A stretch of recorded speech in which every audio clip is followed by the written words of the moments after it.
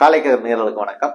ஒரு இடைவெளிக்கு பின்னர் மீண்டும் இந்த நாட்டு நடப்பு அரசியல் அரட்டை நிகழ்ச்சியிலே சந்தித்திருக்கிறோம்.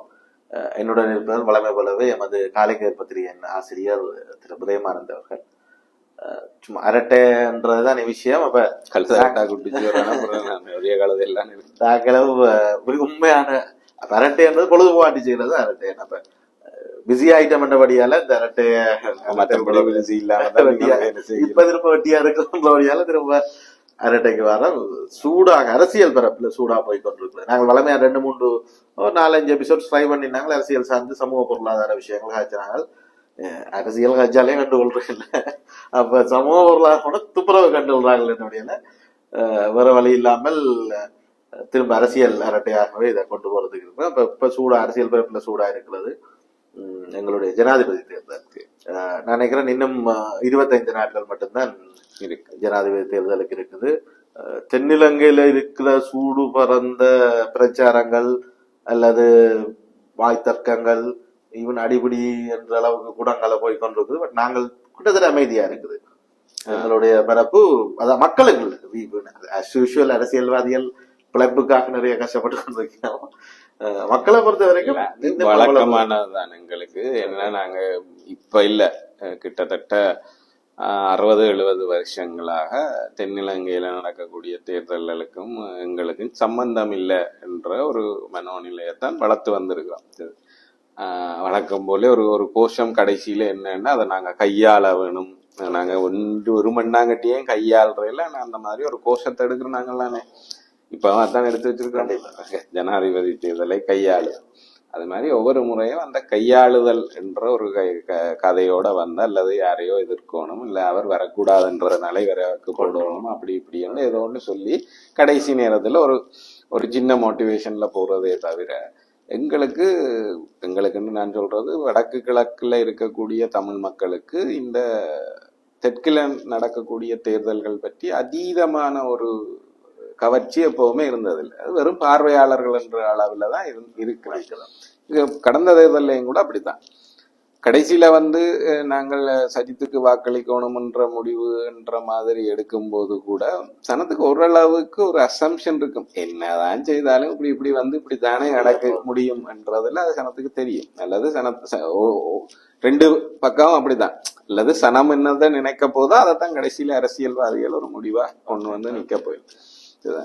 இது இருக்கிறதுக்குள்ள தெரிவு என்னன்னு இப்ப பார்த்தாலுமே ரணிலா அனுரவா சஜித்தான்னு பாத்தீங்கன்னா இதை நோக்கி இந்த கட்சிகள் இதுல யாரையாவது ஆதரிக்கிறன்னு ஒரு முடிவுக்கு வந்தா யாரை நோக்கி ஆதரிக்கலாம்னு அவர்கள் முடிவெடுக்க கூடும்ன்றது சம்பந்தமாக சனத்துக்கு ஒரு அசம்ஷன் இருக்கு. எல்லாமே அதுதானே அரசியல்வாதிகள வெற்றின்றது சனத்தின் விருப்ப தங்களுடைய தெரிவாக கண்டுபிடிக்க போறது இல்ல. மற்றது நாங்கள் சொல்லித்தான் இது நடந்ததுன்றத காட்டணும். ஏன்னா அது தொடர்ச்சியான தேவைகள். இந்த எலெக்ஷனை பொறுத்த வரைக்கும் நேரடியாக இந்த பயணம் இருக்க போறதில்ல எங்களுடைய தமிழ் அரசியல்வாதிகளுக்கு. அவர்களுடைய நோக்கம் சிந்தனை எல்லாமே நடக்க போற பாராளுமன்ற தேர்தல, உள்ளூராட்சி தேர்தல், மாநசபை தேர்தல் வரக்கூடிய தேர்தல்கள். அப்ப இதுல இல்ல நாங்கள் சொல்லிதான் செய்தவைன்றத காட்ட வேண்டிய ஒரு தேவை இருக்குது. இல்லாட்டி மக்களால் உங்களுடைய கோரிக்கை மக்களால் நிறைவேற்றப்பட்டா அது நேரடியா இந்த தலைவர்களும் இவர்களுடைய தொண்டர்களும் பங்கு பெற்ற எலெக்ஷன்ல பிரதிபலிக்கும் கண்டிப்பா. அதால அவையில எப்படியோ மக்களின் நாடிய செய்யப்படும். இந்த முறை அதை தாண்டி ஒரு முயற்சிக்கு போயிருக்கணும். அதுக்கு அதை எப்படி அதை வெற்றிகரமா கொண்டு போயினோம்ன்றது பார்க்க வேணும். ஏன்னா இந்த முறை அதை தாண்டினது அனன்மையில சனத்தினுடைய தீர்மானத்தோட ஒட்டி அவர்கள் ஓடிச்சின வண்டி இல்ல. அவர்கள் தாங்கள் ஒரு இலக்க வச்சு அது பொது வேட்பாளர்ன்றது அதிலும் அவையல் என்ன சொல்லி நம்ம சொன்னா மக்களின் தேவையாதான் இருக்குது, இல்ல மக்களின் விருப்பமாதான் இருக்குது சொல்லி இல்ல. பழக்கப்பட்ட ஒன்றுல இருந்து மாற வழிகிறேன். இது வரைக்கும் நீங்க வாக்களிச்சு வந்திருக்கிறீங்க. இதுக்கு ஒரே ஒரு தடவை நாங்க வாக்களிக்காம விட்டுருக்கிறோம், புறக்கணிச்சிருக்கிறோம். அது வேற அது வேற. அப்ப உங்களை பற்றி எல்லாம் கதையே இல்லை. இங்க இருக்கிற அரசியல்வாதிகளை பற்றி அன்றைக்கு இருக்கக்கூடிய சூழல்ல பேச்சே இல்லை. நீங்க சொன்னதை கேட்கலாமா இல்லையான்ற கேள்வி கூட இல்லை. அன்றைக்கு சொன்னவர்கள் வேறு யாராவது, அவர்கள் அர்ப்பணிப்புக்கும் தியாகத்துக்கும் பேர் போனவர்கள். ஆகவே சொன்னா கேட்கிற நிலைமையில சனவங்கள் இருந்தார். பட் அவர்களுக்கு கிட்ட அவர்கள் இல்ல கூடவே அழைக்கிறதுக்கு இது இல்லாத. அதனால இப்ப இருக்கிறவர்கள் செய்யறது அவர்களுடைய சொந்த ஒரு முயற்சி தான். பின்னணிகள் என்னவா இருந்தாலும் அவர்கள் செய்யக்கூடியது ஒரு சொந்த முயற்சி. அது மக்களுடைய தெரிவு என்று சொல்றதுக்கு இல்லை. ஆனா மக்களுக்கு அது தேவைன்னு கருதுகினோம், அல்லது அப்படி ஒரு தேவை இருக்கிறதாக மக்களை நம்ப வைக்க முடியுமான்னு, அது முடியுமா இல்லையான்றது தெரிஞ்சிடும். ஒரு மாசத்துல தெரிஞ்சிடும் படிவா. வெங்கட தேர்தல் ஒன்றும் பின்னுக்கு இல்லை தானே. அடுத்த எலெக்ஷன் முடிஞ்சா அன்றைக்கு வெண்ண தொடங்கி அடுத்த காலமே ரிசர்ச் சொல்லப்பட்டுரும். அவ்வளவுதான் எங்களோட எலெக்ஷன். அப்ப அதுல ஒரு ஏற்கனவே அவர்களுக்கு முடிவு தெரியும்ன்றது ஒன்று இருக்குது. சிவாஜிலிங்கம் அண்மையில எடுத்திருக்கக்கூடிய ஒரு என்ன செய்தியாளர் சந்திப்புல அவர் திருப்பி பழையபடி திரும்பி அங்க இருந்து ஆரம்பத்தில இருந்து அவர் வழக்கமா ஆரம்பத்தில இருந்து உணர்ந்து வச்சிருக்கிறாரு. சர்வஜன வாக்கெடுப்புன்னு சொல்லணும், இல்லைண்டா பொது வேட்பாளரை எதிர்ப்போம் என்று. அதாவது இந்த முடிவு தமிழ் மக்களிடம் ஒரு சர்வஜன வாக்கெடுப்பை நடத்துறதுக்கான வாக்களிப்பு என்று அதை கேட்கணும். அதாவது பொது வேட்பாளர் கேட்கணும். சரிதான். நம்ம தமிழ் மக்கள் தங்களுடைய சுய நிர்ணய உரிமை சம்பந்தமாக ஒரு சர்வஜன வாக்கெடுப்பு இங்க நடத்தணும். யார் நடத்துறதுன்னு கேட்டா யாரும் நடத்தணும். வழக்கம் போல சர்வதேசம் நடத்தணும்னு சொல்லிடணும். அந்த சர்வதேசம் அது தெரியாது, அது கடவுள் மாதிரி இருக்கானா இல்ல இருந்தா நல்லா. இது ஸ்பெசிபிக் ஒரு இதா சொல்ல மாட்டோம். அமெரிக்கா செய்யணும், இந்தியா செய்யணும், அல்லது ஐநா செய்யணும், இந்த மாதிரி சொல்ல மாட்டோம். எல்லாத்தையும் மண்ணுமண்டா கூட்டா சேர்த்து ஒரு கதையா சொல்லினேன், வேலை யாராவது செய்யணும் அப்படின்னு சொல்லினேன். ஏனென்றா அந்த மாதிரி ஒரு அமைப்பு இங்க செய்யறதுக்கான சாத்தியப்பாடுகள் இருக்கா இல்லையான்றது எல்லாத்தையும் தாண்டி அது ஒரு கோரிக்கையா முன்வைக்கணும். இப்போ அதை கொண்டு வந்து வச்சிருக்கிறேன். பட் வவுனியாவில ஜனநாயக தேசிய கூட்டணியினுடைய இல்லாட்டில் எல்லாமே கூட்டணி ஜனநாயகம் தமிழ் தேசியம் என்று சொல்லி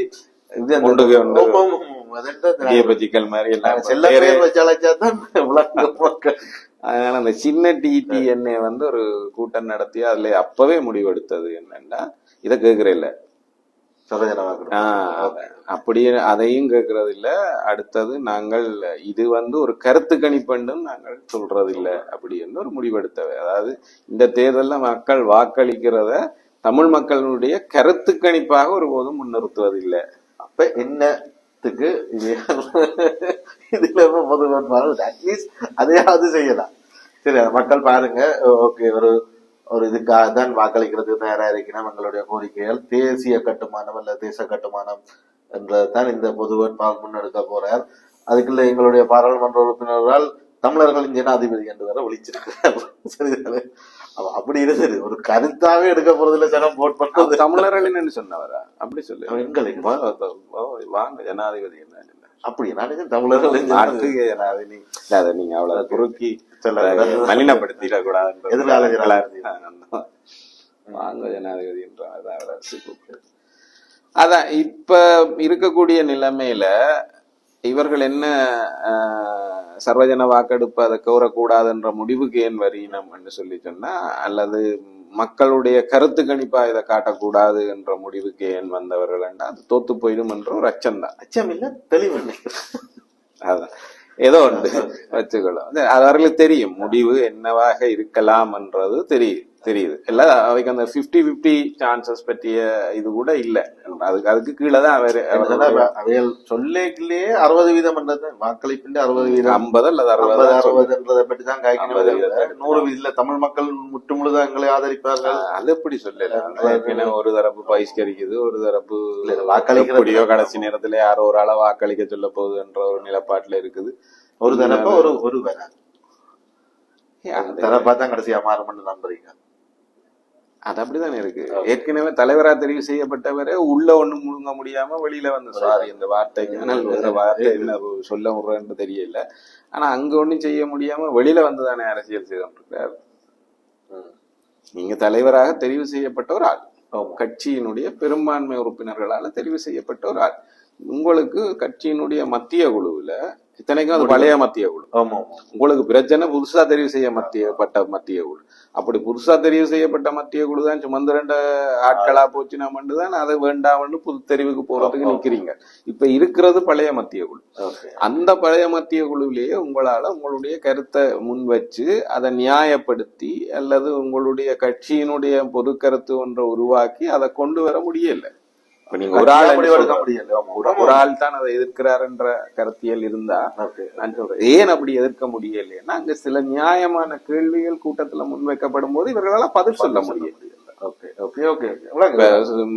அரியநேந்திரனை கொண்டு வரையில என்ற ஒரு, அதாவது தமிழரசு கட்சி தங்களுடைய கூட்டங்களுக்கு வரக்கூடாது என்ற ஒரு முடிவு எடுத்துருக்கு. சரிதானே? அந்த முடிவு ஏன் வருதுன்னா, சாணக்கியன் எழும்பி அந்த கூட்டத்துல கேட்கிறார், யார வேணுமென்றாலும் நாங்கள் இப்படி யார் வேணுமென்றாலும் எங்க வேணுமென்றாலும் போய் ஒரு இது நடத்தலாம்டா. மட்டக்களப்பு மாவட்ட கிளைக்குழுவினுடைய உபதலைவர் அவர் அரியநேந்திரன், உபதலைவரோ செயலாளரோ ஏதோ ஒரு பதவியில இருக்கிறார், முக்கியமான பதவிகள்ல இருக்கிறார். சாணக்கியன் தலைவர். அவர் சாணக்கியனுடைய கேள்வி என்னன்னா, நான் நாளைக்கு கிளைக்குழு கூட்டத்தை கூட்டும் போது இவரை கூப்பிட்டு பக்கத்துல இருத்தி வச்சுக்கொண்டு, ஏன்னா இவருக்கு குழுவினுடைய முக்கியமான உறுப்பினர் எல்லாம் கூட்டம் நடத்தலான்ற நிலைமை இருக்கும்போது இவரை கூட்டி வச்சுக்கொண்டு நான் கூட்டம் நடத்தினா அதனுடைய அர்த்தம் வெளியில என்னவா இருக்கு? இவருக்கு ஆதரவு. நீங்க கட்சி என்ன முடிக்கிறீங்களோ இல்லையோ அது இங்க ஆதரவான ஒரு நிலை. இதுக்கு முதல்ல அப்படி என்றதுனால நீங்கள் அவரை ஒரு கூட்டத்துக்கும் கூப்பிடாதீங்க கொண்டு அந்த மத்திய குழுவுல முன்மொழிஞ்சவர் ஸ்ரீதரன். அதை செய்து போட்டு நீங்க வெளியில வந்து என்ன சொல்றீங்க? அதே வேலையை தானே செய்ய. அது செய்து போட்டு வந்து சொன்னா கூட ஓரளவு பரவாயில்ல. அதுக்கு முதல்ல நீங்க தான் சின்னம் எல்லாம் தெரிவு செய்து கொடுத்து அதான் சொல்றேன். அப்படிதான் அவர் சொல்லி இருக்கிறேன். தெரிவு செய்து நாங்க அதுதான். இப்ப இல்ல, இப்ப எந்த கேள்வி என்னன்னா, யாரு சாணக்கியன் கேட்கிற ஒரு கேள்வி, நீங்க கட்சியாக ஒருத்தரையும் இதுவரைக்கும் ஆதரிக்கிறது இல்லையோ அல்லது என்னன்னு ஒரு முடிவு எடுக்க இல்லை. ஆனா நான் என்னுடைய கட்சி கிளை கூட்டத்துல இந்த பொது வேட்பாளரை கொண்டு வந்து இருத்தி வச்சு கொண்டு ஒரு கிளை கூட்டத்தை நடத்தினா அதுக்கு என்ன அர்த்தமாக இருக்க முடியும்? அங்க இருக்கிற எல்லாரும் அப்படிதான் நினைப்பாங்க.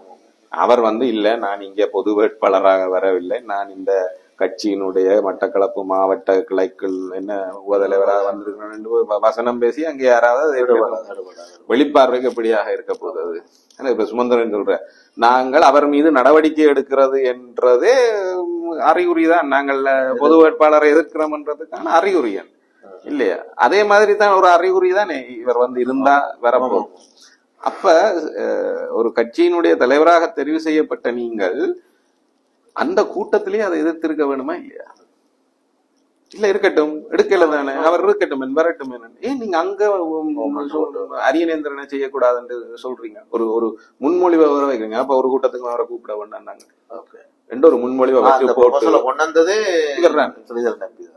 அவர்தான் அந்த முன்மொழிகிறார். சரி, அதுக்கான தீர்வு அவர் பிரச்சனையை கிளப்பும் போது இவர் தீர்வாக என்ன சொல்றாரு? கூப்பிட வேண்டாம், கிட்டத்தட்ட புறக்கணிக்கிற மாதிரி தான் என்று சொல்லி போட்டு நீங்க இங்க யாரு சாணக்கியன் கேட்ட அதே வேலையை தானே செய்வீங்க. பக்கத்துல இருந்து கூப்பிட்டு இருத்தி வச்சு எங்கட ஜனாதிபதி என்று சொல்லி நீங்கள் சால்வையும் போட்டு இதுவும் போட்டு கட்சி என்ன முடிவு எடுத்தாலும் பரவாயில்ல நான் ஆதரிக்கிறேன்னுடா, இதுக்கு சாணக்கியனுடைய கூட இருக்க விட்டுருக்கலாம், இன்னும் சிறப்பா இருந்திருக்கலாம். இப்ப இல்ல இதுல இன்னொரு கன்ஃபியூஷன் இருக்குது. இப்ப சாணக்கியனை இவரோட ஒட்ட கூடாதுக்காக அது என்னன்னு தெரியல எனக்கும். இருக்கலாம் இடையில அவ எல்லாரும் சமரசம் செய்து கொண்டு இனிமே மோதல்கள் எல்லாம் இல்லாம தாங்க மட்டக்களப்புகளே நடந்தது. அதனால இவருக்கு அந்த மாதிரி ஏதாவது உள்நோக்கங்கள் இருக்கான்றது எனக்கு தெரியாது. அதெல்லாம் வேற. நீங்கள் ஒரு தலைவர் இல்லையா? அடுத்த கட்சியினுடைய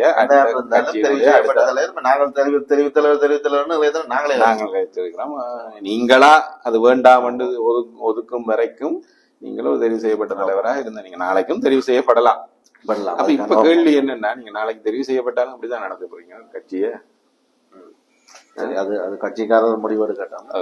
மக்களோட பாயிண்ட் ஆஃப் வியூல இப்ப நடந்து கொண்டு போய் இந்த மெஸ் அப். இப்ப இது இப்ப தமிழரசு கட்சிக்குள்ள நடந்து கொண்டிருக்கிற மெச்சப் வந்து எப்படி மக்கள் மனதுல எப்படி ஓடும்? நாங்களே இவ்வளவு தூரம் வந்த நாங்களா அந்த அது சுமந்திரனுடைய முடிவா அல்லது கட்சியினுடைய முடிவா என்றதுக்கு நாங்க இவ்வளவு தூரம் வர வேண்டிய அந்த உள்ள நடந்த விஷயங்கள் என்ன இப்ப என்ன அடிப்படையானதென்றால் அப்ப இந்த மாதிரியான ஒரு நிலைப்பாட்டுல இவர்களால கட்சியினுடைய மத்திய குழுவிலேயோ அல்லது கட்சி உறுப்பினர்கள் மத்தியிலேயோ ஆளுமையோட செல்வாக்கு செலுத்த முடியாத நிலைமையில கட்சியில யார் அதை செலுத்த முடியுமோ அவருடைய முடிவுதான் கடைசியில கட்சியின் முடிவா வரப்போகுது. சரிதானே? அதனாலதான் நான் சொன்னேன் அது அவர்கள் செய்கிறதா இருக்குது. இப்ப மக்களுடையது என்று வந்தா மக்கள் அதான் ஆர்வமற்றவர்களா தான் இருக்கணும். ஆர்வமற்றவர்கள் என்றது எப்படி என்றா அதுல ஒரு பங்காளியாக இல்ல ஒரு பார்வையாளர்களா இருக்கு. முந்தி பேரணி போய்க்குள்ள கத்திக்கொண்டே போவாங்க, ஞாபகம் இருக்கு, ரோட்ல வெடிக்க வாங்குறாங்க, பங்காளிகள் வேணா பார்வையாளர் வேண்டாம் பங்காளிகள் தான் வேணும். அது மாதிரி இப்போ மக்கள் அதுக்கான ஒரு பார்வையாளர்களா இருக்கணும். இப்ப பாக்கணும் எல்லாத்தையும் பாக்கணும், எல்லாத்தையும் அவதானிக்கணும். இவர்கள் என்ன செய்ய போயினோம் என்னன்ற அளவுல அதாவது தங்களை அதனோட சம்பந்தப்படுத்திக் கொள்ளாம அவர்கள் ஒரு விதமான ஜென்மனோ நிலையில வெளியில இருந்தோண்டு அதை என்ன நடக்குது அப்படின்றத மட்டும் பார்த்துக்கொண்டே. ஆனா அப்படியும் ஒரு 60-65 விதமானவர்கள் போய் வாக்களிக்கலாம். கண்டிப்பா இந்த முறை அதுக்கு வாய்ப்பு இருக்குதான்றது எனக்கு தெரியல. வாக்களிப்பு வீதம் குறையும் என்று. ஆனா உண்மையா இப்ப இந்த முறை பார்க்கல எங்களுடைய அதாவது வடக்கு கிழக்கு தமிழ் மக்களுடைய வாக்குகள் வந்து ஜனாதிபதியை தெரிவு செய்யறதுல ஒரு முக்கிய பங்காற்றக்கூடிய சந்தர்ப்பம் இருக்குது. ஒரே அடியா நாங்கள் வாக்களிக்குமா இருந்தா என்ன சொன்னா இவ்வளவு நாளும் இருமுனை போட்டியில இருக்கீங்களா எங்களோட வாக்கு வீதம் பெருசா இன்ஃபுளுன்ஸ் பண்றேன் இந்த முறை மும்முனை இல்ல பண்றேன்னு சொல்ல முடியாது. 2015 நான் அண்மையில ஒரு ஆய்வாளரோட பேசிக்கொண்டிருக்கும் போது அவர் சொன்னாருன்னா 2015 தான் பசில் ராஜபக்ஷ எலெக்ஷனுக்கு முன்னம் வந்து பசில் ராஜபக்ஷவோட பேசும்போது பசில் ராஜபக்ஷ தனக்கு தெளிவாக அறிவுறுத்திய விஷயம் என்னன்னா எங்களுக்கு சிங்கள பகுதிகளில் இருந்து வரக்கூடிய வாக்குகளை பற்றி பிரச்சனை இல்லை. அவரே அந்த விஷயத்த சொன்னாருன்னா மைத்திரி வர்றாருன்றது கடைசி வரைக்கும் அவர் நம்பி இருக்கல. மைத்திரி தங்களுக்கு ஒரு நம்பிக்கைக்குரிய, அதனால அவர் போய் எலெக்ஷன் கேட்பாருன்னு நம்பி இருக்கல. ஆனா அப்படி அதை மீறி மைத்திரி கேட்டதுக்கு பிறகும் அவர்கள்ட்ட கணிப்பு சரியா இருந்தது. ஏனென்னா மைத்திரி வந்தாலும் தெற்குல தங்களுக்கு தெளிவான ஆதரவு இருக்க வேண்டும், வடக்கு கிழக்குல இருந்து தங்களுக்கு ஒரு 25 அதாவது வடக்கு கிழக்கு வாக்காளர்கள்ல 25% வாக்காளர்கள் தங்களுக்கு வாக்களிக்க இல்லைன்னா தங்களுக்கு தோல்வி நிச்சயம் என்றதுல பசில் தெளிவா இருந்தார். நான் ஏன் இதை சொல்ல வர்றேன்னா அன்றைக்கு மைத்திரிய வெல்ல வைக்கிறதுக்கு வடக்கு கிழக்கினுடைய அந்த ராஜபக்ஷ தோற்கடிக்கிறதுக்கு வடக்கு கிழக்கினுடைய 25% வாக்குகள் போதுமானதா இருந்தது. அப்ப நாங்க ஒட்டுமொத்தமா வாக்களிச்சா இன்றைக்கு இருக்கிற நிலைமையில ஒருத்தரை வெல்ல வைக்க முடியும். இப்ப நடக்காது இல்ல. இப்ப உண்மையா வளமையா நடக்கிறது மாதிரி இப்ப நீங்க சொன்ன 2015 தேர்தல்ல கூட இருமுனை போட்டியா தான் இருந்தது. அப்ப சிங்கள வாக்குகள் வந்து டிசைடிங் ஃபேக்டரா இருக்கலாம் கூடுதலா. எங்களுக்கான 2015 நாங்கள் தான் முடிவெடுத்தாங்க தமிழர்கள். அப்ப அது சிங்கள வாக்குகள் டிசைடிங் ஃபேக்டரா இருக்கும் போது கூட நெக் டு நெக் 2 பேருக்கும் போட்டி இருக்கும் போது கூட நான் சொல்றது என்னன்னா நாங்கள் தீர்மானிக்கிற சக்தியா இருந்திருக்கோம் 2015. இப்ப இன்னும் கிட்டத்தட்ட என்னதுக்கு சொல்றேன்னு சொன்னா இப்ப சும்மா ஒரு இது ஒரு மேத்தமேட்டிக் 80% பெரும்பான்மையும் 20% சிறுபான்மையினரும் இல்லாட்டி தமிழ் மக்களும் என்ற ஒரு கால்குலேஷனை வச்சா அங்க ஈக்குவலா பிரியுதுன்னு வைப்போம். 20% தான் போகுது அவைகளுக்கு 20 எல்லாருக்கும் 20% ஈக்குவலா போனாலும் நாங்கள் பெரிய ஒரு சக்தி. அப்படி இல்ல ஒரு ஆளுக்கு 10 போனாலே மிச்சம் 50% தான் ஒரு ஆளுக்கு போகலாம். 100% என்று பார்த்தா கூட அப்படி என்றாலே இப்ப நாங்கள் மிச்சம் இன்னொரு சப்போர்ட் பண்ணினாலே வெள்ளத்துக்கான சான்சஸ் இருக்கு. அப்படி 10 இல்ல தானே இப்ப 4 முறை போட்டு 10 இல்ல. நீங்க 2 வகையா பாக்கணும். ஒருத்தர் நாங்கள் சப்போர்ட் பண்ணியும் ஒருத்தருக்கு 50% கிடைக்கல என்றாலும் செகண்ட் தேர்ட் கவுண்டிங்லயும் உங்களுக்கு தெளிவான முடிவு கொண்டு வரையிலன்னா யாரு அதிக அளவு வாக்கு எடுக்கிறாரோ அப்ப நாங்க தான் அங்கேயும் டிசைட் பண்ணோம். ஒருத்தர் 30 எடுத்திருக்கிறார், நாங்கள் எங்கள்கிட்ட இருந்து ஒரு 10% போகுதுன்னு வைங்களேன், 10% போனா 40 ஆயிடுவாரு. மீது 2 பேரும் அதுக்கு கீழே தான் இருக்க போறோம். எப்படியோ 30க்கு கீழே தானே இருக்க போயிடும். இது 2 பேரும் தான் இருக்க போறோம். அப்ப மீது 2 பேரும் கீழே இருக்கும்போது அவர்களுடைய இப்ப மூன்றாவது நபருடையது மீதி இருக்கக்கூடிய உதிரிகளுடையதும் தான் எடுக்கப்படும். இந்த மீதி உதிரிகள்ல பெருசா செகண்ட் ஆப்ஷனுக்கு போறதுக்கு வாய்ப்பே இல்லை. மூன்றாவதா இருக்கக்கூடியவர் என்று சொல்லப்பட்ட யார் வரினமோ அது அவர்கிட்டையும் எல்லாரும் அவருக்கு வாக்களிக்கிற எல்லாரும் இரண்டாவது ஆப்ஷனை தெரிவு செய்திருக்கணும்னா எடுத்துக்கொள்ள முடியும். அப்ப அவர்கிட்ட இருந்து வரக்கூடிய இந்த இதுல இருக்கிற 2 பேருக்கும் பிரியக்கூடிய வாக்குகள் என்றது மிக சொற்பமானது. என்னன்னா எல்லாரும் சிங்கள பகுதிகளை பொறுத்த வரைக்கும் இந்த வாக்காளர்கள் எல்லாருமே 2வது தெரிவுக்கு போக வேண்டாம் என்றதான் அறிவுறுத்துவேன். இதுதானே. ஏன்னா 2வது சுற்றுல தச்சல அவர்கள் வெல்ல வாய்ப்பு வந்துட்டா பிரச்சனைன்றதுனால அதை வேண்டாம் தான் அறிவுறுத்த பார்ப்பேன்.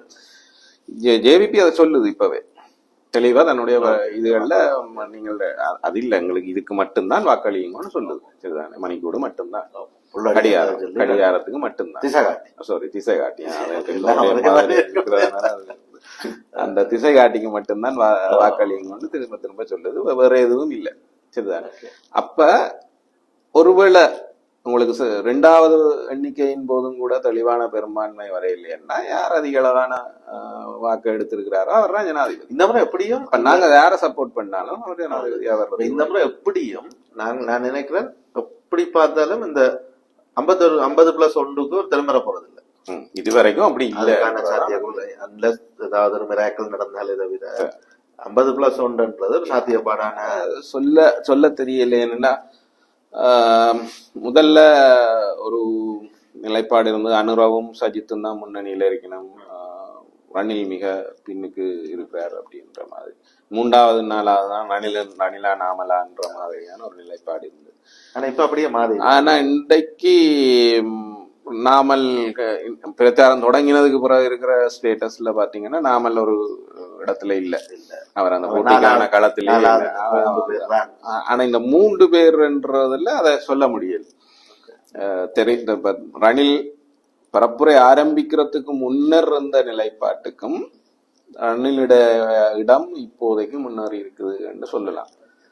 மற்றவர்களுடைய இடம் கீழே இறங்கி இருக்குதான்னு கேட்டா இல்லை. ஆனால் வெளித்தோற்றப்பாட்டுக்கு ரணில் ஒரு ஒரு மேல வந்திருக்கிறார்கள் அப்படின்ற மாதிரியான ஒரு தோற்றப்பாடு இருக்கு. அதனால எது என்னுடைய பர்சனல் கால்குலேஷன் பாத்தீங்கன்னு சொன்னா இப்ப போட்டியில் ரணிலுக்கும் சஜித்துக்கும் தான் நான் ஃபீல் பண்றேன்.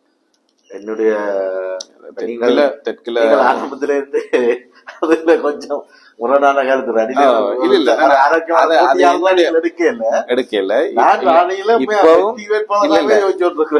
நான் இப்பவும் என்ன சொல்றேன்னா, எனக்கு இப்ப அண்மை காலங்கள்ல தெற்குல இருக்கக்கூடிய பத்திரிகையாளர்கள் இது தொடர்பான அவதானிகளோட பேசும்போது அவர்களுடைய கருத்துக்கள்ல இருந்து தெரிய வர்றது என்னன்னா, அனுரவும் ரணிலும் தான் போட்டிக்கு வருவீனம்ன்ற மாதிரி அவர்கள் இப்ப சஜித் இல்ல, அவர் இப்ப 3வது இடத்தை நோக்கி அவர் தள்ளப்படுறாருன்ற மாதிரியான ஒரு கருத்துக்கள் எல்லாம் வருது. சரிதான். ஆனா எல்லாருக்குமே ஒரு கேள்வி இருக்குது. என்னன்னா, இப்ப நடக்கிறதுகள் அநேகமானது கூட்டங்கள் இதுகள் எல்லாம் எங்க பாத்தீங்கன்னா நகரங்களை ஒட்டிய பகுதிகள்ல தான் பெரிய பெருங்கூட்டங்கள் நடக்குது. அங்க நிறைய கூட்டம் வருது. அதாவது சிட்டி ஓட்ஸ். ஓகே. ஆனா அந்த சிட்டி ஓட்ஸ்ல இருக்கிற பிரச்சனை என்னன்னா, அவர் வாக்களிக்கணும் குறைவு. அப்ப தீர்மானிக்க போகிறவர்கள் கிராமப்புறத்து மக்கள். இந்த மாதிரியான இடத்துல யார் வேலை செய்யணும்? இந்த மாதிரியான தலைவர்களுடைய கூட்டங்கள்ல என்னதான் நகரத்துல நடந்தாலும் நகரவாசிகள் கலந்து கொள்ளணும் என்பது ஒரு சந்தேகத்துக்குரிய இல்லை. பஸ்ல கொண்டு திறக்கிற விளையாட்டு தான் கூட நடக்குது. 2 பேருக்குமே இந்த மக்களுடைய ஒரு மென்டாலிட்டி இருக்கு தானே, வெள்ளுவா குதிரையில காசு கட்டுவோம் சொல்லி. அப்ப 3 வேட்பாளர்களுமே வெள்ள தெளிவா இருக்கணும், தாங்களுடைய வெற்றி உறுதி என்ற மாதிரி மக்களை நம்ப வைக்கிறது. அது பொதுவான எலெக்ஷன்ல அது என்ன சொல்றேன்னா, கூட்டத்துக்கு வர்ற ஆட்கள் எண்ணிக்கை அல்ல. இப்ப இந்த பெரும்பாலும் நடக்கிற கூட்டங்கள் சிட்டிகளை ஒட்டி இருக்கிறதுனால பார்வை அந்த இடங்களை நோக்கித்தான் போகுது. அங்க என்ன சிட்டி தான் கருத்துக்களை கொள்ளப்படுது. அவதானிப்பாளர்களாக இருக்கட்டும், ஆய்வாளர்களாக இருக்கட்டும், அல்லது பத்திரிகையாளர்களாக இருக்கட்டும், இவர்கள் எல்லாம் எதை நோக்கி தங்களுடைய கவனத்தை குவிக்கணும்டா, மோர்லெஸ் கொழும்பை மையப்படுத்துவினோம், அடுத்தது வடக்குல யாழ்ப்பாணத்தை மையப்படுத்துவினோம். அது மாதிரி எல்லா இடங்கள்லயுமே ஒரு சிட்டி பேஸ்டான ஒரு கணிப்பு தான் இருக்குது. ஆனா நான் சொல்றது என்ன, அது மட்டுமே டிசைட் பண்ண போற ஃபேக்டர் இல்ல.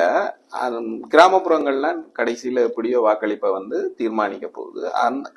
இந்த கூட்டங்களுக்கு வரப்போற மக்கள் யாருக்கு வாக்களிக்க போயினா, ஏன்னா எல்லாரும் 3 பேர்ட்ட கூட்டத்துக்கும் தலை அப்படி தளன்னு இருக்கு. பட் இவரை சரத்வன் செய்யாது.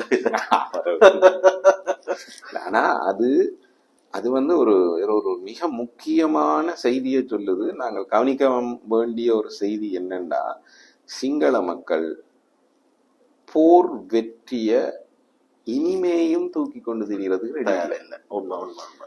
ஓர் குளோரிஃபை இருக்குல்லோ, அத வந்து அவர்கள் இனிப்பு ஒரு பொருட்டா எடுக்கிறதுக்கு தயாரா இல்லை. அப்ப ராஜபக்ஷக்கள் எறாவே பெரிய கேள்வி. நாமல் இப்ப எடுத்திருக்கிறது வந்து திரும்ப அவர் என்ன சொல்றாரு வந்து நின்றுண்டா, நான் தமிழருக்கு அதை தர மாட்டேன், இதை போறேன். இது சனத்தின மைண்ட்ல இருக்குதான்றதுதான் கேள்வி. சரத் பொன்சேகாவினுடைய கூட்டத்துல வெறும் 5 பேர் தான்ன்றது சொல்ற செய்தி என்னன்னா, நாங்கள் உங்களை அது உங்களோட வாட் முடிஞ்சு, உங்களோட வேலை முடிஞ்சு, இனி நீங்கள் அதுக்குள்ள தேவையில்லை. உண்மையா சகல மக்களும் வந்து கிட்டத்தட்ட தமிழர்கள் இனி ஒரு ஆயுத போராட்டத்தை நோக்கின ஒரு பார்வையில இருக்கணும் ஒரு அச்சுறுத்தல் கெடுதல் இல்லை.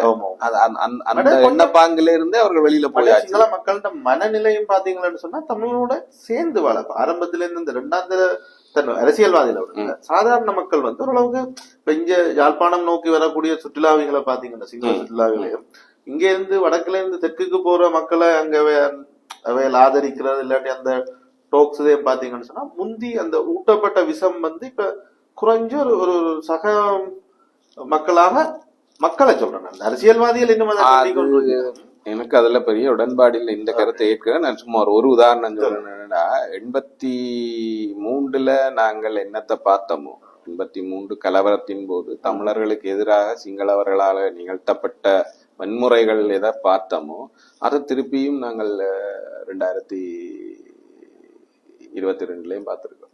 ஓகே, இல்ல அது சரி.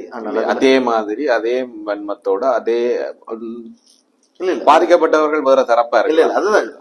அப்ப அது அவர்கள் அப்ப 30 வருஷமா அவர்களுடைய ஒரு போர், நாங்கள் திருப்பி அடிச்சோம், குண்டு வச்சோம், தலைவானைக்கு வச்சோம், பேங்குக்கு வச்சோம், அங்க வச்சோம், இங்க வச்சோம், இவ்வளவு எல்லாம் செய்தோம். ஒரு தியரியே இருந்தது எங்கள்கிட்ட, சரிதானே, துன்பத்தையும் தந்தவன் திருப்பி கொடுக்கணும், தந்தவனுக்கு திருப்பி கொடுக்கணும். அதெல்லாம் செய்ததுக்கு பிறகும் அவர்களுடைய கேரக்டரிஸ்டிக் ஒன்று இருக்குல்ல, அது மாறுமா? இந்த வெளிப்பாட்டை நான் அப்படிதான் 100% சரி. நீங்கள் அதான் 83ஆம் ஆண்டு என்ன செய்தார்களோ அதே 2002ஆம் ஆண்டும் அவர்கள் செய்தார்கள். அவருடைய குண இயல்பு மாற இல்லை.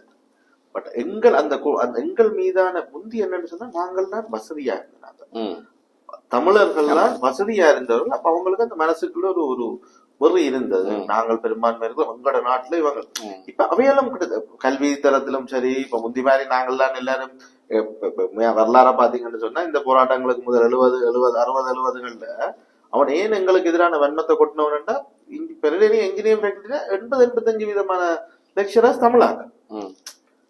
அப்ப படிக்க போற ஒவ்வொரு சிங்களவனுக்கும் அங்க அந்த தரப்படுத்தல் இதுகளை வச்சுக்கொண்டு பெரும்பான்மை எப்படி சிங்களம் தான் போயிடும்.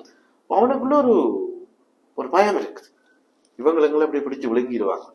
இப்ப இந்த 2002 பிரச்சனை இந்த சிச்சுவேஷன்ல பாத்தீங்கன்னு சொன்னா, கிட்டத்தட்ட எங்களை விட அவங்க நல்லா இருக்கிறாங்க, வெல்த்தியா இருக்கிறாங்க. அப்ப அந்த கோவம் வந்து தன்னை விட நல்லா இருக்கிறாங்க. அதுதான் அடிப்படை. வளம் தான் நீங்க பிரச்சனை. வளத்தை எப்படி பங்கீடு செய்கிறதுன்றதுலதான் பிரச்சனை. அந்த வளப்பங்கீடுல அவர்கள் தங்களுக்கு மட்டும்தான் முன்னுரிமை என்றதை கேட்கணும். அவர்களாத்தான் சொல்லி, இப்ப ஞானசார தேரரா இருக்கட்டும், உதயகம்மன் விளவா இருக்கட்டும், இல்ல விமர்சகரா இருக்கட்டும், இது சிங்கள நாடு, இங்க வேணுமெண்டா தமிழர்கள் இருந்துட்டு போகட்டும் அப்படின்னா, அதாவது எல்லாம் எனக்கு தான், நீ ஓகே நான் கிள்ளி தர்றதுல எதையாவது வச்சுக்கொண்டு நீ வாழ்ந்துட்டு போ, அதை பத்தி எனக்கு பிரச்சனை இல்லைன்றத அவருடைய நிலைப்பாடு. சரிதான். இந்த நிலைப்பாட்டை நீங்க அக்செப்ட் பண்ணிருந்தீங்கன்னா உங்களுக்கும் பெருசா ஒன்றும் இல்லை. ஆனா அது அப்படித்தானான்றது சொல்ல முடியாது.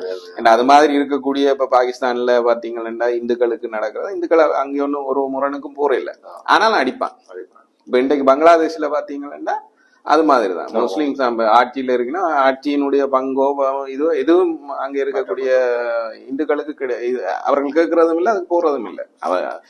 இது ஒரு முஸ்லீம் நாடு என்று அவர்கள் சொன்னதுக்கு எதிர்த்து எங்களை மாதிரி போராட்டமோ அல்லது எங்களுக்கு சமமான இது வேணும்னு அங்க யாரும் போராடையில என்றாலும் அடிக்கிறாங்க. இதுதானே ஆமா. அது மாதிரி இங்கேயே நிகழ்றதுக்கு வாய்ப்பு இருக்குது. அதை இல்லைன்னு சொல்லல, அந்த மாதிரி ஒரு சூழல் இருந்திருந்தா. பட் ஆனா அப்படி இல்லாத ஒரு கட்டத்துல அவர்கள் சொல்றது என்னன்னா, இது எங்களுக்கான நாடு, இந்த நாட்டினுடைய வளம் எல்லாம் எங்களுக்கானது, அந்த வளத்துல நீங்கள் சரி புல்லுக்கு அங்கே பொசிந்து போற மாதிரி நீங்களும் வாழ்ந்துட்டு போறதை பற்றி பிரச்சனை இல்லைன்றதுதான். இது கேள்விக்குட்படுத்தாத வரைக்கும் அவர்கள் நல்லவர்களாக இருக்கிறதுக்கு வாய்ப்புகள் அதிகம் இருக்கு. சரிதான். அதனால அவர்களுடைய மனநிலையில இருந்து அணுகும் போது இந்த வேட்பாளர்கள் எனப்படுவோர் தொடர்ந்து போரை பற்றியோ அல்லது தமிழர்களுக்கு எதிரான ஒரு விஷயத்தை பற்றியோ பரப்புரை செய்து அதுல இருந்து ஒரு அறுவடையை பெற முடியும் என்று நினைச்சா அது இந்த வேட்பாளர்கள் உண்மையான அனுராகுமர திசாநாயக்கன் இதுல பெரிய மாற்றத்தை எதிர்பார்த்தது. 11வது பத்தி கேட்க மாட்டாரு இல்ல, இங்க வந்துட்டு போயிட்டு போய்க்கல சொல்லிட்டு போயிட்டேன். அவர் இன்றைக்கு நாளைக்கு நான் நினைக்கிறேன் அவர்கிட்ட தேர்தல் விஞ்ஞாபனம் நினைக்கிறேன். எங்களுடைய தலைவர்கள் சிலர் அதுல ஏதாவது வரும் 11வது திட்டத்தை பற்றி ஒன்று எதிர்பார்ப்போடு இருக்கிறேன். இல்ல அது வராது, கண்டிப்பா வராது. அது வராது. அவர் என்ன சொல்றாரு, அவருடைய நிலைப்பாடு மிக தெளிவானது. இது அவர்கள் 13 பற்றி தாங்கள் பேசுறது தயாரில்லை. சரிதான், அவர்கள் மிக தெளிவா சொல்லிடுறேன். 13 இதுக்கான தீர்வு இல்லை என்று நாங்கள் நினைக்கிறோம். ஓகே, சரிதானே. அதனால அவன் என்ன சொல்லினா, இப்ப இதே மாதிரிதான் விமல் வீரவன்ச ஆட்கள் சொல்ற மாதிரியானதை இன்னொரு மாற்று வழியில சொல்லினா, நீங்கள் அதை கேட்கிறீங்களா, அது இருக்கிறத நீங்க என்ன, அது ஏற்கனவே இருக்குது, கான்ஸ்டிடியூஷன்ல இருக்கு, அரசமைப்புல இருக்குது ஏற்கனவே. அது நடைமுறைப்படுத்திட்டு போறதுல எங்களுக்கு எந்த சிக்கலும் இல்லை. ஆனா நாங்க அதை நடைமுறைப்படுத்த போறோம் ஒரு வாக்குறுதியாகவோ இதுவோ ஒன்றும் பேச மாட்டோம். நாங்க அது ஏற்கனவே இருக்கு, அவ்வளவுதான். நீங்க கேட்டா அது ஓகே, அது இருக்குது. அனுராக வழியில விட்டுட்டோம்னு சொன்னால் இப்ப 13 பத்தி கேட்க மாட்டான் இந்த இதுல என்று சொன்னா, அடுத்ததா இருக்க போற சஜித்தும் ரணிலும். இப்ப தமிழரசு கட்சியின் தெரிவு இவர்கள் 2 பேர்ல ஒரு ஆளா தான் இருக்கும். அதுக்காக வேணும், அதுக்கான சாத்தியக்கூறுகள். தமிழரசு கட்சியில ஒரு தரப்பு சொல்லுது, நாங்க விட்டுருவோம், ஜனமே முடிவு செய்யட்டும். ஆனா ஒரு அரசியல் கட்சிக்கு அது ஆரோக்கியம் இல்லை தானே, அது சொல்ல முடியாது. சுமந்திரனும் ஒரு வார்த்தையை சொல்லிக்கொண்டே இருக்காரு திரும்ப திரும்ப, என்னன்னா இதுல யாருடையது பெட்டரா இருக்குது என்றது ஒட்டிதான் நாங்கள் போறோம். சமஷ்டி வடக்கு கிழக்கு இணைப்பு, சமஷ்டி விஞ்ஞாபனங்களுக்காக வெயிட் பண்ணி கொண்டிருக்கிறோம். ஆனா அதுக்கு வடக்கு கிழக்கு இணைப்ப சமஷ்டிய யார் எல்லாம் ஏற்றுக்கொள்ளணுமோ அதை ஒட்டிதான். 2-3 நாளைக்கு முந்தைய சுமந்திரன் ஒரு நேர்காணல் உள்ள அவருமே சமஷ்டி எந்த தான் கயக்கிற இல்லைன்ற மாதிரி எதிர்பார்க்க இல்லைன்னு சொல்லியும் 13 யார் ஆதரிக்கிறோமோ அவர்களையும், மற்றது சமஷ்டி தங்களுடைய கோரிக்கைகள் சமஷ்டியா இருக்கே இல்லை என்று சொன்னால், சமஷ்டி என்ற வார்த்தை தென்னிலங்கை சிங்கள மக்களை வந்து பயன்படுத்தும். சமஷ்டிக்கு நிகரான 2015 சம்பந்தர் திரும்ப சொன்ன விஷயங்களை தான் அவர் திருப்பவும் சொல்றாரு. அதாவது அந்த பட்டியல அவர் சொல்றது என்னன்னா, நாங்கள் அந்த வார்த்தைகள்ல தொங்க மாட்டோம். சரிதானே, சமஷ்டி என்ற சொல்லு அவர்களுக்கு குறிப்பிடாம இருக்கலாம். சமஷ்டியில இருக்கக்கூடிய கூறுகளை, இந்த எலிமெண்ட்ஸ் வந்து அங்க இருக்க அவர் சொல்றாரு. அப்படி இருக்கக்கூடிய ஒரு இதை இந்த தேர்தல் விஞ்ஞாபனத்துல அவர் எதிர்பார்க்கல. அவர் எதிர்பார்க்கிறார். அவர் அதுக்குதான் சொல்றாரு. சஜித் போன முறை சொல்லி இருக்கிறாருன்ற மாதிரி அவர் சுட்டி காட்டுறாரு அதை பட்டியலே. நம்ம ரணில் விக்ரமசிங்க அதை செய்வாரான்றது கேள்வி இருக்கு. சரிதான். அப்ப அந்த மாதிரி ஒருவேளை சஜித்துமே அதை செய்யலைன்னா என்ன இல்லாம கேள்வி. சரிதான், வேண்டா போட்டி அவ்வளவு நெருக்கடியான வரும்போது ஒவ்வொருத்தருக்குமே தனக்கு பாதகமான எதுவாக இருந்தாலும் அது தவிர்க்கலாம்னு தான் பார்ப்பேன். அதுதான் என்னன்னு சொன்னா, சிங்கள பெரும்பான்மை சிங்கள மக்கள் இருக்கக்கூடிய ஒரு இது. இப்ப சஜித்தோ ரணிலோ ஈவன் அனுராவோ அவைகளுக்குள்ள பெரிய சிக்கல் எங்களுக்கான உண்மையாக அவர் விரும்பினா கூட, இல்லாட்டா செய்வினம்ன்றே வெப்பமே அப்படின்னா கூட அதை பகிரங்கமா சொல்றதுக்கு அவர்கள் தயார் இல்லை. அரசியல் இப்ப நீங்க அனுரா மட்டும் இல்ல, சஜித்தோ ரணிலோ கூட எந்த கூட்டங்கள்லயும் இதை பத்தி பேசல. 13 தர்றதை பற்றியோ அல்லது 13 இம்ப்ளிமெண்ட் பண்ண தெற்கில இருக்கிற எந்த கூட்டத்திலயும் அவர்கள் பேசல, பேசவும் போறது.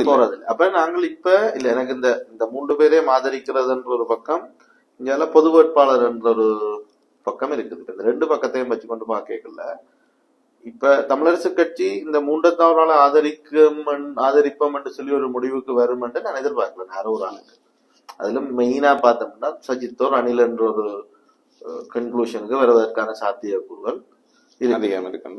இருக்குது. இருந்தாலும் இப்ப எங்களுக்கு ஒரு தரப்ப விட்டுருங்க, இது எங்களோட சைக்கிள் கட்சியை விட்டுருங்க, வேலை எதிர்க்கணும், அது என்ன நடந்தாலும் எதிர்க்கணும். அது நாங்கள் அதை கால்குலேட் பண்ணலாம் நினைச்சா எப்படியோ சும்மாவே ஒரு கொஞ்சம் பேர் இதை புறக்கணிக்க அதெல்லாம் 40% அவரேஜா 40% புறக்கணிச்சு கொண்டிருக்குது. அவையல் நாட்டை நீங்க முதல்ல சொல்லியிருந்தீங்க. அவர்கள் என்ன செய்ய போயிடும் சொன்னால் அது தங்களுடைய இதை மேபிச்சல எனக்கு இப்ப என்ன சொன்னா, இப்ப அரியநேந்திரனை விட அதிகத்துக்கு கொடுக்குற வாக்கோட அதிக வாக்கெடுப்புல கலந்துள்ளாரு அதிக விதமான மக்கள். இப்ப பெரிய பிரச்சனை போகுது, அரியநேந்திரனுக்கா இல்ல மது வேட்பாளருக்கா இல்லாட்டி சைக்கிள் கட்சி காட்டுற மாதிரியான சின்ன டிடிஎன்ஏக்கா சைக்கிள் காட்டுற மாதிரியான இருக்கப்பட்டுச்சுன்னா வந்துட போகுது. என்னுடைய ஆதங்கம் எல்லாம் என்னன்னா, நிராகரிக்கப்பட்ட வாக்குகளுக்குள்ள அவர் வந்து சேர்ந்துடாம இருந்தா பரவாயில்ல, அந்த எண்ணிக்கை அதை கடந்துட்டா வெற்றிதான் லெவல்ல. அவ்வளவுக்கு நாங்கள் நிராகரிக்கிற வாக்குகள் கூட அது இந்த முறை எப்படி 39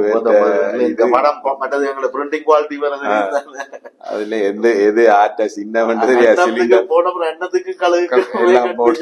போட்டது கதைகள் எல்லாம் இருக்கு. அது மாதிரி இந்த முறை சிலிண்டருக்கு போடுறதா போய் டெலிபோனுக்கு போடுறதான்ற குழப்பத்துல அப்புறம் டெலிபோன்ல இது மொபைல் போனா அல்லது பழைய டெலிபோன் என்ற கதைகள் எல்லாத்துலயும் மாறி மாறி எங்க ஊத்துறதுன்றதுல எல்லாம் பிரச்சனைகள் இருக்கு. அதனால நிராகரிக்கப்பட்ட வாக்குகள் எண்ணிக்கையை விட அதிகமான வாக்குகளை பொது வேட்பாளர் எடுத்து கௌரவத்தை காப்பாற்றி கொண்டாலே அது பெரிய விஷயம். உண்மையாவே பிரச்சனை இப்ப என்னன்னு சொன்னா, சிலர் இந்த காலகட்டத்துல கதைச்ச சிலர்ல பிரச்சனை என்னன்னு சொன்னா, இப்ப பொது வேட்பாளர் எதிர்க்கிற ஒரு சிலர் கூட இண்டிவிஜுவலா தனிநபர்கள் அவர்கள் மிஞ்சி போனா 2 பேரை கன்வின்ஸ் பண்ணலாம். 3 கதைக்கிற ஒரு ஆள்னா அவர்கிட்ட ஒரு 3 பேரை அவர் இன்ஃபுளுன்ஸ் பண்ணாரு, அவர்கிட்ட ஓட்டு அவர் நினைக்கிறவர். அவர்கிட்ட கேட்கல ஒரு ஆள் சும்மா ரெண்டாம் ஒரு ஆள் சொன்னார், இப்ப என்னதான் இருந்தாலும் இவங்க இதை செய்திருக்க கூடாது, செய்து போட்டாங்க, மரியாதையை காப்பாத்தல வேணும் என்ற மாதிரி, அதாவது பொது வேட்பாளருக்கு போடணும் இல்லாடி ஒரு முட்டாள் வேலை செய்து போட்டாங்கன்னு திட்டிக் கொண்டும் அவர் இதுல அந்த உணர்வுகளை தேசிய மதம் சேர்க்கணும் இல்லை, அந்த இதுல உந்தப்பட்டு வேற வழி இல்லை என்று போற ஓட்ஸ் தான் கூடவா இருக்கும் நினைக்கிறேன். நடிகரேந்தனுக்கு பொது வேட்பாளர் இதுக்கு போடுவோம் அந்த அலையக்கு அவர்களால் இதுவரைக்குமே உருவாக்க முடியல என்றது ஒரு பெரிய பிரச்சனை தான். அதுக்கு அவர்களே என்ன இப்ப பொது வேட்பாளர் களத்துல இறங்கி அவர் பொலிகண்டி பொத்துவில் முதல் பொலிகண்டி வரைக்கும் என்று எல்லாம் அறிவிச்சதுக்கு பிறகு, இந்த முறை மாறி பொலிகண்டியில இருந்து பொத்துவில் வரைக்கும் எல்லாம் அறிவிச்சதுக்கு பிறகு இப்பதான் ஜனநாயக கூட்டணி கூட்டம் போட்டு தேர்தலுக்கு என்ன செய்யறது, மாவட்ட அமைப்பாளர்கள் எங்க போடுறது,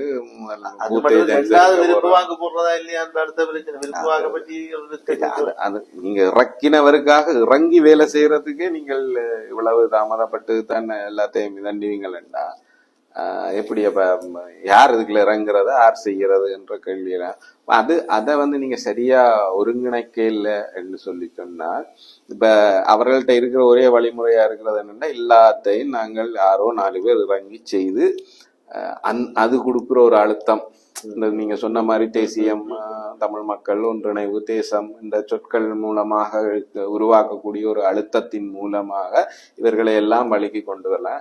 கூட இருக்கிறவனே அப்படிதான் அழுத்தத்தின் மூலம் தான் உங்களால பயணிக்க பண்ண முடியும்டா, யாரோ பிடிச்சுதான் தள்ளி தள்ளி விடணும் உங்களுக்கு பின் கூட இருக்கிறது என்ன, நீங்க எவ்வளவு தூரம் அந்த மாதிரி பயணிக்க முடியும், அந்த பயணம் எவ்வளவு தூரத்துக்கு உங்களுக்கு வெற்றிகரமா அமைய போகுதுன்றதெல்லாம் கேள்வி. பட்டது முதல் நீங்கள் உங்களை நம்பணும். இப்ப இதுல இன்னொரு பெரிய விஷயம் நான் பார்க்கணும் அப்படின்னு சொன்னா, இந்த வெண்டுட்டா ஒரு அரியநேந்திரன் வந்து 60% 50% வாக்குகளை பெற்றுட்டாருண்டா, நான் சொல்ல வடகிழக்கில் அளிக்கப்பட்ட வாக்குகள்னா 50% பெற்றாருண்டா, வெற்றியாக மேடைகள் மேலே உட்கார்றதுக்கு நிறைய பேர் தயாரா இருக்கணும். இன்கேஸ் மிக மோசமான ஒரு தோல்வியை சந்திச்சுட்டாங்க, அதாவது அவர்களுடைய எதிர்பார்ப்புன்றது 50 to 60ன்றது அவன் எக்ஸ்பெக்டேஷன். இப்ப நீங்க அதை தாண்டி 40 குறைய வந்தாலே தோல்வி. அதாவது அரியநேந்திரனுக்கு ஆதரவாக போட்ட தமிழ் வாக்குகளும் எதிராக போட்ட தமிழ் வாக்குகளும் மட்டும்தான் இந்த கன்செப்ட்ல பார்க்கணும். அப்படி பார்க்கல அந்த தோல்விக்கு எதிராக போட்ட வாக்குன்னு எதிராக சொல்ல அரியநேந்திரனுக்கு அது யதார்த்தம் பற்றி யோசிக்கக்கூடியவர்களுடைய வாக்குகளே தவிர அது அரியநேந்திரனை புறக்கணிக்கிறது அப்படி சொல்றேன். ஆக்சுவலி அது அரியநேந்திரனுக்கு, அதாவது இந்த கன்செப்டுக்கு எதிராக போட்டாங்கல்ல, கன்செப்டை அக்செப்ட் பண்ணினா இங்கதானே போடும். உங்களுக்கு இந்த இல்ல இப்ப எனக்கு என்ன உண்மையாகவே ஒரு சாக்லேட் வச்சுக்கீங்க. இல்ல அப்படி சொல்ல, நான் சொல்றது இதுல நேரடியா உண்மையாகவே ரணில், சஜித், அனுர, நாமல் 4 பேர் இருக்கு. இந்த 4 பேர்ல யாருக்கு போட்டாலும் ஒன்றும் எங்களுக்கு புதுசா நடக்க போறது இல்லைன்றதுல எல்லாரும் தெளிவா இருக்கு. சரிதானே? இதுல ஒன்றும் எங்களுக்கு, அதாவது எங்களை தமிழர்கள் உண்டு, எங்களுக்கு இதுல யார் வந்தாலும் எங்களுக்கு ஒன்றும் பெருசா செய்ய போறது இல்லைன்றது மக்கள் நீண்ட காலம் 9வது ஜனாதிபதி தேர்தல் அப்படி நினைச்சுக்கொண்டுதான் ஒரு நாடாளுமன்ற தேர்தலையும் கூட ஓட்டு போடுது. அப்படி போட்டு அதான் சொல்றேன். அப்படி கூட பொது வேட்பாளர் இருக்கு. அதை இப்ப நீங்க சொன்ன மாதிரி சாக்லேட், நல்ல சாக்லேட், கூட சாக்லேட், நான் சாக்லேட் அப்படி சொல்லல. இப்ப என்னடா, எனக்கு சாக்லேட்டும் இருக்குது, இந்த பக்கத்துல ஒரு டஃபியும் இருக்குது. நான் டஃபியை தேர்ந்தெடுக்கிறேன்றதுக்கான அர்த்தம் இந்த சாக்லேட்டை நான் வெறுக்கிறேன்னோ இது எனக்கு விருப்பம் இல்லைன்றது அர்த்தம் இல்லை. எனக்கு இப்ப இருக்கிற என்னுடைய மனோநிலைக்கும் என்னுடைய தேவைக்கும் இந்த டஃபி போதும்னு நான் கருதுறேன். அதனால இதை நிராகரிக்கிறேன்னு அர்த்தம் இல்லைன்றதை பற்றிதான் எனக்கு தெரிவுதான். அதுவாண்டு வரும்போது எனக்கு இந்த டைம் எனக்கு இது பெட்டரா இருக்கு. நான் இன்னொரு தடவை சில நேரங்கள்ல இத சாக்லேட் அது ஃபைன். பட் நான் சொல்றது இதுல ஒரு புளியங்கொட்டை இருக்கு.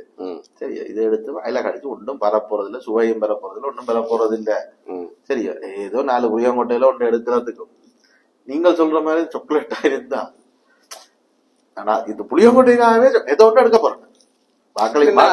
அப்படி அதுதான் தெளிவா இருந்தா நான் அதான் என்னுடைய மனோநிலைக்கு எனக்கு இப்ப சாப்பிட்டா இது சுகர் ஏறுமன் இருந்தா நான் புளியங்கொட்டைய வாயில போட்டு தப்பி போட்டு போறேன். அப்ப அது என்னுடைய தெரிவு தானே, என்னுடைய நிலைமை கேட்ட தெரியும்.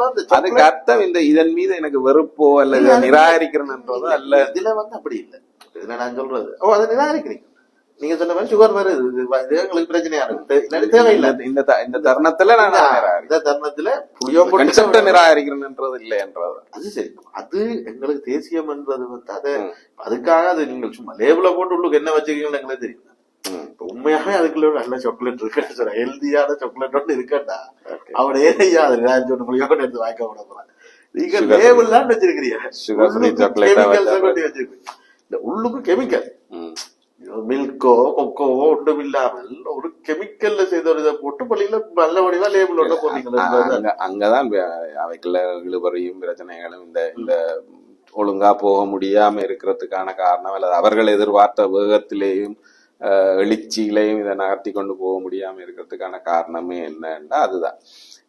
இவர்கள் என்ன நினைக்கிறார்கள் என்றா, அந்த பொதுச்சபைக்காரர்கள் இருக்கிறாங்க, தமிழ் மக்கள் பொதுச்சபைக்காரர்கள் என்ன நினைக்கணும்னா, இது ஒரு தேசத்துக்கான தேச கட்டுமானத்துக்கான ஒரு விஷயமாக மட்டுமே இதை கொண்டு போக வேணும் என்றது. இது நாங்கள் வெல்றோம் தோக்குறோம் என்ற கதைகள் எல்லாம் அதை பற்றி போக வேண்டாம். சரிதானே? அதை விட்டுட்டு நாங்கள் இந்த வடக்கையும் கிழக்கையும் ஒன்றிணைச்சு ஒரு தேச கட்டுமானத்துக்கு போக வேணும். பட் அரசியல் கட்சிகள் அப்படி ஒரு இதுக்கு போக மாட்டோம் தானே. அவர்களை பொறுத்த வரைக்கும் அவர்களுக்கு இது வாழ்வாசாவா பிரச்சனை மாதிரி, இதுல தோத்துட்டா ஒரு பிரச்சனை அதெல்லாம் இருக்கு. அவர் தோத்துட்டா ஒரு பிரச்சனை இருக்கு, வெண்டுட்டாலும் யாரோ ஒருத்தன் தனியா போய் வெண்டுட்டாலும் சிக்கல் இருக்குது, இதுகளெல்லாம் இருக்கு. இப்ப அதனாலதான் இவர்கள் இப்ப உண்மையாக பார்த்தா பொது கட்டமைப்பு என்ற ஒன்று ஸ்தாபிக்கப்பட்டதுக்கு பிறகு இந்த ஜனநாயக சின்ன டிஎன்ஏயோ அல்லது கட்சிகள் என்ற தனி இதுகளோ எதுவுமே இருக்கக்கூடாதுன்னு அதெல்லாம் நீங்க சப்ரஸ் பண்ணி இருக்கணும்.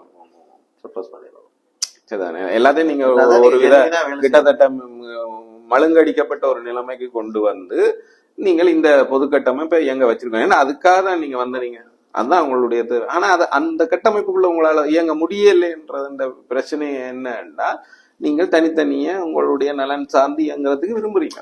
அதுதான் இதனாலதான் நான் ஆரம்பத்துல இருந்து அந்த கட்சிகளோட சரியா வராது.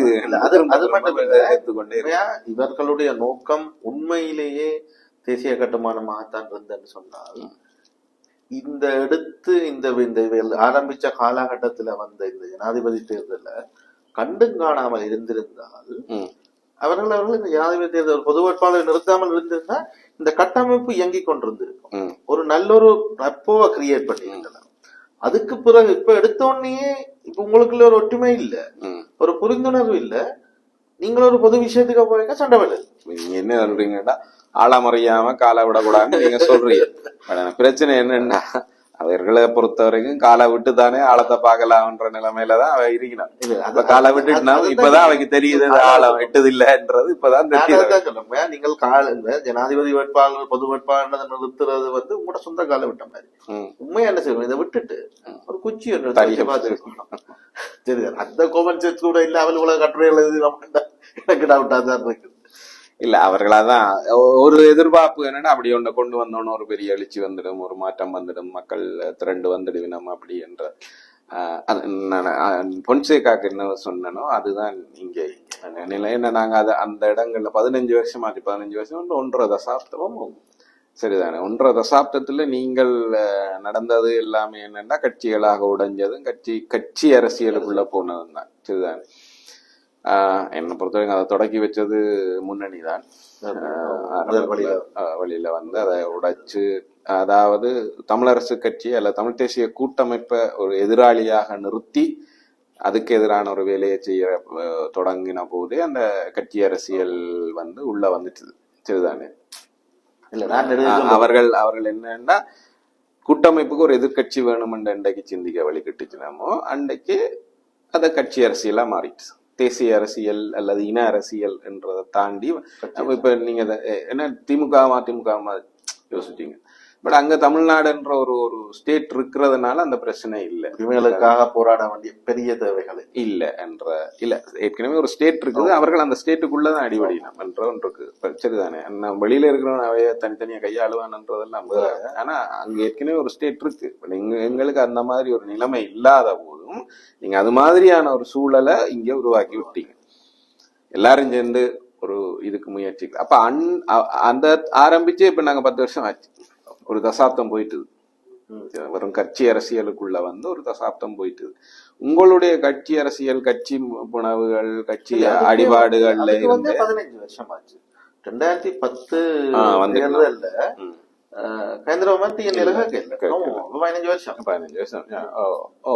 உண்மையிலே அது அவருக்கு வந்து அவர் வெளியில வந்துட்டாருன்னாலும் அவர்கள் 2015 இருந்துதான் அவர்கள் அந்த எலெக்ஷன்ல இருந்துதான் இந்த யாரு டிஎன்ஏ வந்து எதிரணியாக டிஎன்ஏ எதிர்கட்சியாக கொண்ட ஒரு அரசியலை வந்து அங்க இருந்துதான் தொடங்க வேண்டும். சரிதானே. ஆனா அதுதான் இப்ப அவர் அதை விட்டு வெளியில வந்து ஒரு அரசியல் தனக்கு மாற்று அரசியல் என்ற சிந்திக்கும் போதே இந்த கட்சி அரசியல் வந்தாயிட்டு. அதுக்கு பிறகு முதன்மை பெற்றதெல்லாம் கட்சி தான். அதனாலதான் கட்சிகளுக்குள்ள போட்டியும் வர தொடங்குது இப்ப. சரிதானே. இவ்வளவும் சிதைஞ்சதுக்கு பிறகுதான் நாங்கள் இப்ப திருப்பி ஒரு ஒற்றுமை தேசியம் தேச கட்டுமானம் என்றதெல்லாம் சொல்றோம்.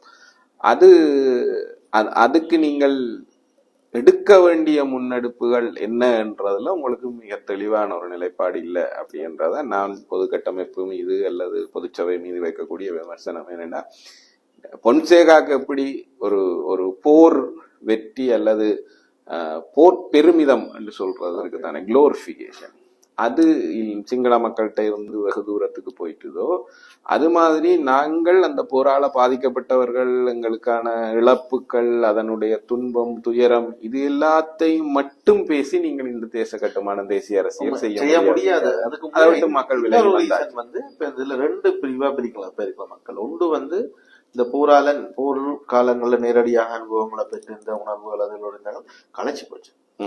நீண்ட ஒரு போர் தேசியம் தொடர்பான இந்த இதுகளோட டைப் பண்ண அவைக்கு ஒரு பிரீதிங் ஸ்பேஸ் வந்து தேவைப்படுது, ஒரு கேப் தேவைப்படுது. அதே நேரம் அந்த மற்ற குரூப் இதுல நேரடியாக பாதிக்கப்படாம இருந்த அடுத்த ஜெனரேஷன் பாத்தீங்கன்னு சொன்னா அதுக்கு இந்த உணர்வு இல்லை. 15 வருஷம் ஆச்சு. என்ன 15 அது அவர்கள் இன்னும் தீர்மானிக்கிற சக்தியா மாறல, அவர்கள் வாக்காளர்களா மாறி. இல்ல சும்மா 15 வயசுல இருந்தவங்க இப்ப 30 வயசு ஆனாலும் அவர்களுக்கு அந்த 15 வயசுல அந்த ஃபீலிங். அது ஸ்பெஷலி பாத்தீங்கன்னு சொன்னா எங்களுக்கு வடக்குல இல்ல, யாழ்ப்பாணத்திலே இல்ல, எங்களுக்கு 95ஓட போர் முடிச்சு. இப்போ எங்கட போராட்ட உணர்வோட போராட்டங்களுக்கான நேரடி பாதிப்புகளை பார்த்தவர்கள் வந்து யாழ்ப்பாணத்துல இப்ப கிட்டத்தட்ட 30 வருஷத்துக்கு மேல், இப்ப 30 வயசுல இருந்தால் பிறந்து இருக்க மாட்டேன். அனவடியால ஒன்று களைச்சு போன சனம், ஒன்று அந்த உணர்வுகளும் அதுல நேரடி தேவைகளும் இல்லாத. அது மட்டுமல்ல, இங்க பிரச்சனை என்னன்னா, நாங்கள் இந்த உலகத்துல இப்ப இருக்கிற இடத்துல நாங்கள் எங்களுடைய இருப்பை தக்க வைக்கிறதுக்கு நாங்கள் ஓட வேண்டியவர்களா இருக்கிறோம். அதுக்கான தேடல்ன்றது பெருசா மாறிக்கொண்டே போகுது சிறுதானே. ஏன்னா பக்கத்து வீட்டுக்காரன் ஏசி போட்டு வாழ வலிக்கிட்டா நான் கடைசி எந்த வீட்டுல டிவி ஃப்ரிட்ஜாவது இருக்கணும்ன்றதுக்கு ஆசைப்படுறேன். அவன் கார் ஓடுறான்னா கடைசி எந்த வீட்டுல மோட்டார் சைக்கிளாவது இருக்கணும்ன்றது என்னுடைய தேவையா உலக ஒழுங்கு மாறினதும் ஒரு அந்த அந்த இடத்துக்கு வந்துட்டேன். இப்ப அதை நோக்கி ஓடணும் தான். எனக்கு என்னுடைய குடும்பத்துக்கான தேவைகளை நோக்கி நான் ஓடணும். அத மிக வேகமா நான் ஓடணும். அந்த இடத்துல நீங்க என்ன மறைச்சு வச்சுக்கொண்டு நாங்க அண்டைக்கு இவ்வளவு இழந்தோம்னு பேசி கொண்டிருந்தீங்கன்னா நான் உங்களை பார்த்து பரிதாபப்படுவேன். சரி வேணுமெண்டா பொக்கெட்ல இருந்து 5 ரூபா எடுத்து கொடுத்துட்டு போறவன்ன்ற லெவல்ல தான் இருப்பேனே தவிர என்னுடைய அந்த ஓட்டத்துக்கு நீங்கள் அதை செய்யறதுக்கு என்ன அரசியல் வழி என்றதை நீங்க பார்த்திருக்கோம். அப்படி இல்லை நீங்க. இப்போ அவர்கள் என்ன செய்யறாங்க, மஞ்சள் சட்டையில ஜோப்பில் எழுதி கொண்டு போய் நின்றுட்டா நீங்க ஏதோ ஒன்று உருவகப்படுத்தி நாங்கள் இதுதான் தேசியம் கட்டமைக்கலாம்னு நினைச்சீங்கன்னா சனம் உங்களை தனியா விட்டுட்டு சுத்தி வர வேடிக்கை பாக்குற நிலைமை தான் இருக்குது. இப்ப அநேகமான இடங்கள்ல படங்களை பாத்தீங்கன்னா அப்படிதான் இருக்கு. சரிதானே. ஏன்னா வந்து உங்களை நோக்கி ஓடி வந்து நாங்கள் வரவேற்கும் பொது வேட்பாளர் போற இடங்கள்ல எல்லாம் அவர் ஒரு அனாதை மாதிரி திரிகிறார். அவரை கொண்டாடி எழுச்சி காட்டி இருக்க வேண்டிய ஒரு இடத்துல அவர் தானா போய் துண்டறிக்கைகளை கொடுத்து தன்னை அறிமுகப்படுத்தி அவர்களுக்கு ஒரு விளக்கம் சொல்ல வேண்டிய நிலைமையில இருக்கிறார். உண்மையா நான் இப்ப நீங்க இந்த சொல்ற விஷயங்களை சொல்றீங்களா எனக்கு கொண்டு மைண்ட்ல வருது. 2013ஆம் ஆண்டு விக்னேஸ்வரனுக்கு இருந்த வரவேற்பு இல்ல கிடைக்கல. அப்ப பாக்குறதுக்கு வந்த சனம் இருந்தது. அவர் அவ்வளவு ஒரு இது இருந்தது. புதுசா வரும்போது அந்த நான் நினைக்கிறேன் அதுக்கான களத்தை இந்த பொது வேட்பாளர் என்ற ஒரு ஆளை கொண்டு வந்து நிறுத்த முதல் உருவாக்கி போட்டு நிறுத்தி இருப்போம். அதையும் செய்யாம மற்றது சனம் மக்களுடைய அந்த பொது வேட்பாளர் எதிர்பார்ப்பை வேற ஒரு மாதிரி கிரியேட் பண்ணி போட்டு அரசியல் கலப்பற்ற அரசியல் சாயல் அற்ற அப்படி இப்படி படித்து டிஸ்கஸ் பண்ணி இருக்கோம். வேற யாரும் ஷார்ட் லிஸ்ட் பண்றதுக்குன்னு சொல்லி அதுக்கு எதுக்குமே சம்மதம் ஒட்டி அவைகள் போட்ட 5-6 நிபந்தனைகள் ஒரே ஒன்று கிழக்கமானதை செஞ்சாங்க. ஒரு பெண் என்ற மாதிரியான நிறைய விஷயங்களை சொல்லி போட்டு அதுல இருக்கக்கூடிய ஆக குறைஞ்ச ரிக்குவயர்மெண்ட்டை மட்டும் ஃபுல்ஃபில் பண்ணி இருக்கிறோம். கிழக்கு ஜோதிலிங்கம் வந்து ஒரு பெட்டியில சொல்றாரு என்னன்னா பிரச்சனை இதான், எங்களுக்கு கிழக்க சேர்ந்த ஒருத்தர் எல்லாரையும் ஷார்ட் லிஸ்ட் பண்ணி 2 பேரை கொண்டு வந்தது போது கூட கிழக்க சேர்ந்த ஒருத்தரை நிறுத்தணும், அதனால இவரை தெரிவு செய்தான். அடுத்தது என்ன இவருக்குன்னா கட்சி இல்லாம இவரை நிறுத்த முடியும் சுயேட்சையாகன்றதான் இந்த இடத்துலதான் நீங்க அப்ப என்னன்னா நீங்க ரைட் பண்ணி கொண்டு வரும்போது இங்க கடைசியில உங்களுடைய தெரிவுகளுக்கான காரணங்கள்ன்றது உங்களுக்கு பெருசா தெரியலாம். ஆனா வெளியில இருந்து பாக்குற மற்றவர்களுக்கு சின்ன பிரச்சனை மாதிரி முன்னாள் பாராளுமன்ற உறுப்பினர் வேண்டாம் சுயேட்சையா நிக்கலாம் என்ற ஒரு பொது விஷயம் மக்களுக்கு அது ஒரு மற்றதே இல்லை. ஆனா நீங்க ஒற்றுமையில காய்ச்சி இத்தனை கட்சி வச்சிருக்கீங்களா, உள்ள வச்சிருக்கீங்க.